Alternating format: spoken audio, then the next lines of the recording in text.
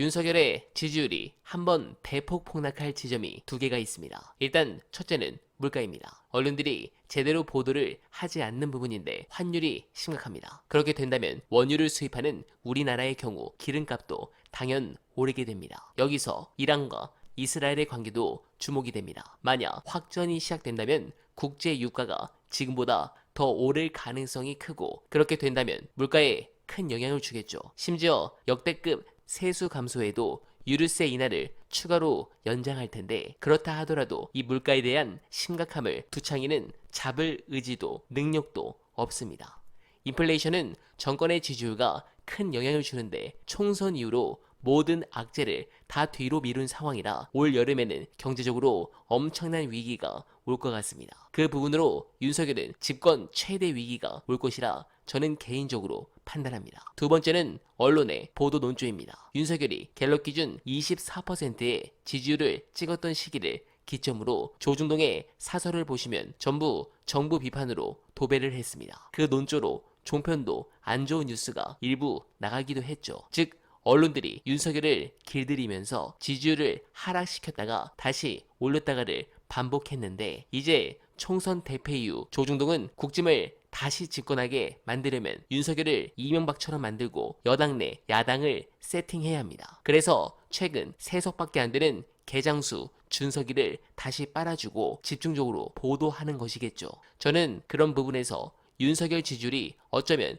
최초 갤럽 기준 20%대가 무너질 가능성도 있다고 생각합니다. 그때가 기회입니다. 지지율이 무너지면 국힘에서 탈당 얘기가 나올 것이고 최상병 특검이나 건희 특검의 방탄이 어려워집니다. 그렇다면 바로 범죄 혐의를 증폭시켜 탄핵 국면으로 갈 수 있는 부분입니다. 저는 민주당에 주어진 시간이 사실 그리 길지 않다고 봅니다. 저들은 어떻게든 이재명 대표의 대선 출마를 막기 위해 무슨 짓이든 할 겁니다. 민주당이 먼저 선제적으로 공격에 기회를 주지 말고 계속적으로 공세를 이어가 숨통을 끊어주시길 부탁드리며, 제가 최근 본 영상 중 가장 감명 깊은 말씀 안내드리며 이만 인사드리겠습니다. 선거에 어떤 후보가 나왔을 때 위험한 인물인지 아닌지를, 독재자가 될 가능성이 아닌지를 알아볼 수 있는 체크리스트를 만들었습니다. 이제 트럼프 대통령한테 나온 책인데요. 민주주의는 어떻게 무너지는지. 민주주의가 민주적으로 선출한 지도자, 권력자의 손에 의해서 무너집니다. 그걸 막기 위해서는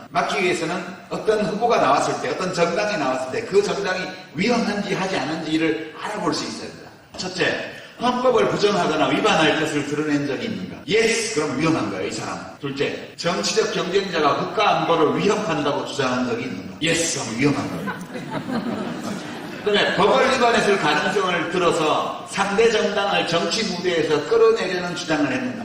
행위를 했는가가 아니에요. 주장을 했는가예요. 주장을 했는가? 예스도 위험한 거예요.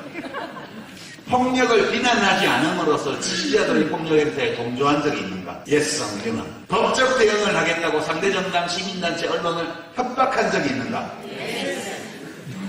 위험한 거예요. 집회를 금지하는 등 자유권을 억압하는 정책을 지지한 적이 있는가? 이게 한 30가지의 체크리스트가 있는데 나머지는 소소한 거고요. 제일 중요한 게 이 조항들입니다. 후보 때 이런 적이 있는가를 물어보는 거예요. 권력을 이미 쥔 상태에서 이렇게 하면 따질 필요가 없어요. 그거는 뭐 100% 위험한 거예요. 그러니까 이 미국 정치학자들이 전 세계 민주주의의 사례와 특히 미국의 사례를 분석해 볼 때 이런 주장을 하는 사람들이 위험하다. 물론 트럼프를 겨냥하는 겁니다. 이게 트럼프가 이미 후보 시절부터 그런 기색을 보였거든. 그러면 힐러리 감옥 보낸다고 막 했잖아. 힐러리 감옥 보낸다고 그때부터 얘기를 했습니다. 그러니까 이 이야기를 트럼프가 이미 다 한 거예요, 후보 시절에. 근데 트럼프를 뽑았습니다, 미국 국민들이. 그리고 엄청난 혼돈이 왔죠. 근데 물론 요즘 우리 한반도 정세를 기준으로 보면 바이든이 난지 트럼프가 난지 좀 헷갈리긴 합니다. 바이든 할아버지는 물론 트럼프는 위험한 인물이죠. 그런 인물이 대통령이 되면 나라가 아주 흔들립니다. 바람직하지 않아요. 근데 인구가 3억 5천만이나 되는 좀 긴 전통을 가지고 있는 민주당 같은 당에서 왜 리더가 없지? 바이든 말고? 이해가 안 돼요. 우리는 뭐 인구 5천만밖에 안 되니까 그렇다죠. 이게 독재자 감별법이에요. 근데 지금 이 항목들은 제 주장이 아니에요. 혹시 여기 기자분들 계시면 제가 이런 걸로 윤석열 대통령을 비난했다고 기사를 쓰지는 마십시오. 이거 그냥 학자들이 일반적인 기준으로 해놓은 거예요.